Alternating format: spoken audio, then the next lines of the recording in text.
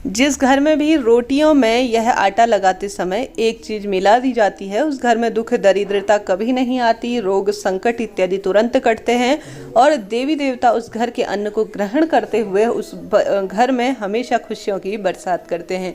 आप सभी जानते होंगे भारतवर्ष में रोटियां सबसे अधिक भोजन के रूप में प्रयोग की जाती है। शास्त्र विधान कहता है गेहूं के आटे की बनी हुई रोटियां सबसे सुंदर और सबसे पवित्र मानी जाती है। ऐसी स्थिति में प्रत्येक क्षेत्र में अलग अलग मान्यता है, परंतु शास्त्र विधान कहता है पूर्ण रूप से स्नान इत्यादि से निवृत्त होकर रसोई घर में जाकर साफ स्वच्छ होकर सबसे पहले रोटी जो है आप सभी को प्रथम रोटी गौ माता के लिए निकालनी चाहिए।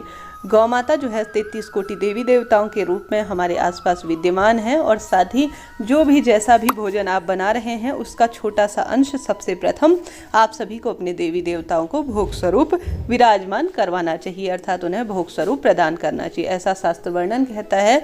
जिस घर में सबसे पहला जो भी हो रूखा सूखा जिस तरह से भी बनाया गया हो प्रभु के लिए निकाला जाता है, गौ माता के लिए निकाला जाता है, उस घर में पितृ हमेशा उस भोजन को ग्रहण करते हैं, भले ही सुगंध के रूप में ग्रहण करें या अपने स्पर्श रूप में ग्रहण करें, भोग के रूप में ग्रहण जरूर से करते हैं। ऐसे में आप सभी को भी अपने घर की जो रोटियां हैं, सबसे पहले आटा आप सभी लगाते होंगे, उसके बाद रोटियों का निर्माण करते होंगे, तो एक चीज़ जरूर से मिश्रित कर लेनी चाहिए।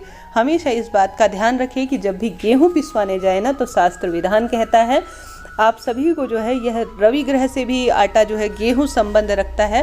ऐसे में जब भी आटा पिसवाने जाए तो गुरुवार के दिन और शुक्रवार के दिन जरूर से जाना चाहिए। कहा जाता है आटा अर्थात घर में अन्नपूर्णा विराजमान करती हैं और हमेशा बरकत होती है, तो शुक्रवार या गुरुवार के दिन आटा पिसवाना बहुत शुभ माना जाता है।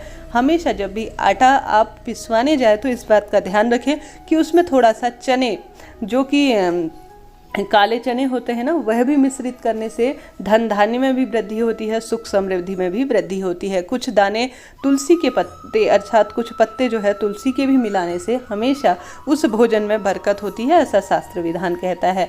अब बात कर लेते हैं आटा जब आप लगाएं, प्रत्येक महिला को इस बात का ध्यान रखना चाहिए कि इसमें एक चीज़ जरूर से मिलानी चाहिए।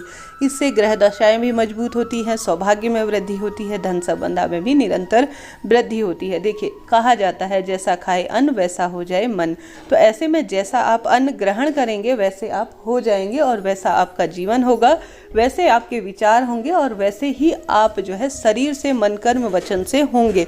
तो जब भी आटा लगाए तो इस बात का ध्यान रखिए कि सबसे पहले साफ स्वच्छ बर्तन लें, उसमें आटा इत्यादि अपनी क्षमता सामर्थ्य अनुसार आपको जितनी ज़रूरत है उतनी मिला लें और उसमें आप सभी को मिलाना है 1 चम्मच घी। 1 चम्मच घी हमेशा रोटी को सॉफ्ट भी बनाएगा और साथ ही यह चंद्रमा की स्थिति को कुंडली में मजबूत करने वाला होता है। तो सबसे पहले आप सभी को उस भोजन में 1 चम्मच घी मिलाना है, साथ ही उस आटे में आप सभी को थोड़ा सा मिलाना है दूध। दूध भी चंद्रमा की स्थिति को मजबूत बनाता है और शरीर में रोग दोष को काटने वाला होता है। विशेष तिथियों में जो है आवश्यक रूप से आपने देखा होगा दूध मिश्रित रोटियां बनाई जाती हैं, उनका भोग प्रभु को लगाया जाता है, परंतु रोज तो ऐसा संभव नहीं है।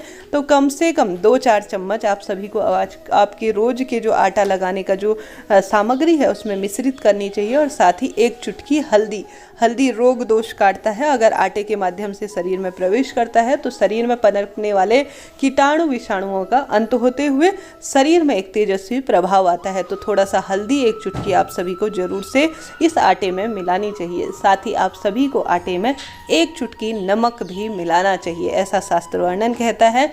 इससे जो है रोग दोष कटते हैं और हमेशा माँ लक्ष्मी को यह सारी चीज़ें सफ़ेद रंग की है ना तो आकर्षित करती हैं। तो इन सभी चीज़ों का आप सभी को मिश्रण बनाकर सुंदर ऐसा भाव करना है कि इसमें मेरे प्रभु की कृपा सम्मिलित है। आपने कई बार सुना होगा जब भी भोजन बनाए ना तो बहुत ब्लेसिंग के साथ उस रोटियों को बनाए, उस खाने को बनाए, ताकि वह ब्लेसिंग जो है प्रत्येक व्यक्ति के अंदर आप समाहित कर सके। यह नहीं कि बहुत जो है मन ऐसा हो कि मैं बनाऊं या नहीं जी, ऐसा नहीं है। बहुत सुंदर भाव से भोजन तैयार करें जिससे कि जो खाने वाला व्यक्ति है वह पूर्ण तृप्त हो, माँ अन्नपूर्णा का आपके किचन में वास हो। तो यह चीज़ें अपने भोजन में और नियम में शामिल कर लीजिए। जय